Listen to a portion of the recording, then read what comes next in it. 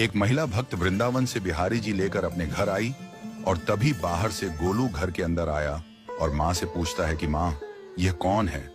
तो मैया ने बोला, ये भगवान हैं और ये ही हमारे मालिक हैं। अब तो घर में जब भी कोई नई चीज बनती तो सबसे पहले बिहारी जी को भोग लगता। पहले यह सब चीजें गोलू को सबसे पहले मिलती थीं। इससे गोलू बहुत चिढ़ने लगा और मन ही मन ठाकुर जी को कोसने लगा। एक दिन गोलू की माँ काम पर जाते समय बोली, गोलू, यमुना जी से मटके में जल भर कर लाना।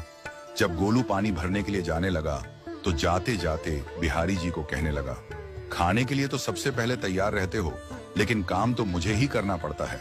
अगर यहाँ रहना है तो काम करो। कहकर गोलू यमुना जी से जल भरने के लिए चल पड़ा। गोलू जब यमुना जी में जल भरने लगा तो उसने देखा कि यमुना जी के अंदर बिहारी जी विराजमान हैं और कह रहे हैं, ला गोलू, घड़ा हम भर देते हैं। गोलू उनको देखकर हैरान हो गया और बोला, नहीं नहीं, मैं अपने आप भर लूंगा। लेकिन ठाकुर जी ने उसके हाथ से घड़ा ले लिया और भरकर घर ले आए। गोलू घर आकर डर रहा था कि अगर माँ को पता लगा कि मैंने ठाकुर जी से काम करवाया है तो आज मेरी पक्की पिटाई होगी। माँ ने घर आकर बिहारी जी को गीले कपड़ों में देखा तो एकदम से हैरान हो गई और कहने लगी कि गोलू, ये जरूर तेरी शरारत है, जरूर तूने ही इन पर जल डाला है। गोलू ने अपनी माँ को समझाने का बहुत प्रयास किया, लेकिन माँ ने उसको डांट कर चुप करा दिया और ठाकुर जी के भीगे हुए वस्त्रों को बदलने लगी। अगले दिन जब माँ ने गोलू को अनाज पिसवाने का काम दिया तो बिहारी जी फिर अनाज का कनस्तर ले आए और माँ को ठाकुर जी के वस्त्रों के ऊपर सूखा आटा पड़ा मिला। तो माँ ने फिर गोलू को डांटा कि तुझे पता नहीं कि ये हमारे भगवान हैं और तू भगवान के साथ शरारत करता है।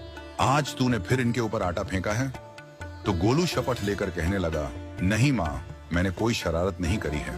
ये तो मेरे हाथ से गेहूं का कनस्तर लेकर खुद पिसवा कर आए हैं। गोलू की माँ आज बहुत गुस्सा हुई। अगले दिन फिर माँ बोली, बेटा गोलू, आज तुम्हारे बाबा बाहर गांव से वापस लौट आएंगे। बस आज का ही काम है, तुम जंगल से थोड़ी लकड़ियां ले आना। गोलू फिर डर गया, कहीं ठाकुर जी फिर मेरे पीछे ना आ जाएं।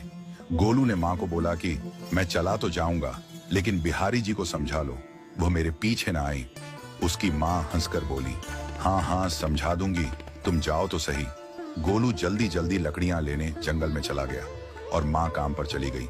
लेकिन उस दिन माँ काम से जल्दी वापस आ गई और देखा बिहारी जी अपनी चौकी पर विराजमान नहीं है।